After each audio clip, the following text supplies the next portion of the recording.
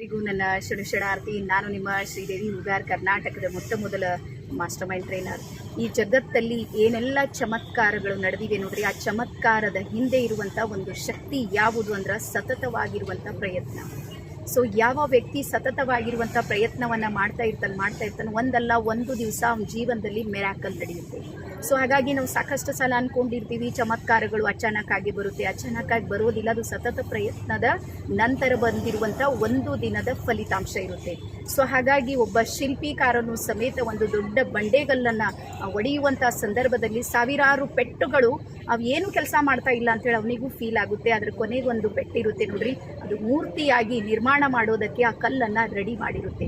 So ಅದೇ ರೀತಿ ನಾವು ಸಮೇತ ನಮ್ಮ ಜೀವನದಲ್ಲಿ ಸಾಕಷ್ಟು ಪ್ರಯತ್ನಗಳನ್ನು ಮಾಡ್ತಾ ಇರ್ತೀವಿ. ಆ ಪ್ರಯತ್ನ ವ್ಯರ್ಥ ಆಗಿದೆ, ಅದು ಏನು ಕೆಲಸನೇ ಮಾಡ್ತಾ ಇಲ್ಲ, ಅದು ನನಗೆ ಆಗೋದಿಲ್ಲ ಅನ್ನುವಂಥ ಶಬ್ದಗಳನ್ನು ಉಪಯೋಗ ಮಾಡ್ತೀವಿ. ಆದರೆ ಅದೇ ಪ್ರಯತ್ನದಲ್ಲಿ ಒಂದು ಪ್ರಯತ್ನ, ಒಂದು ದಿನದ, ಒಂದು ಕ್ಷಣದ ಸಮಯ ಹೀಗೆ ಬರುತ್ತೆ, ಅದು ನಮ್ಮ ಜೀವನವನ್ನು ಪರಿವರ್ತನೆ ಮಾಡುತ್ತೆ.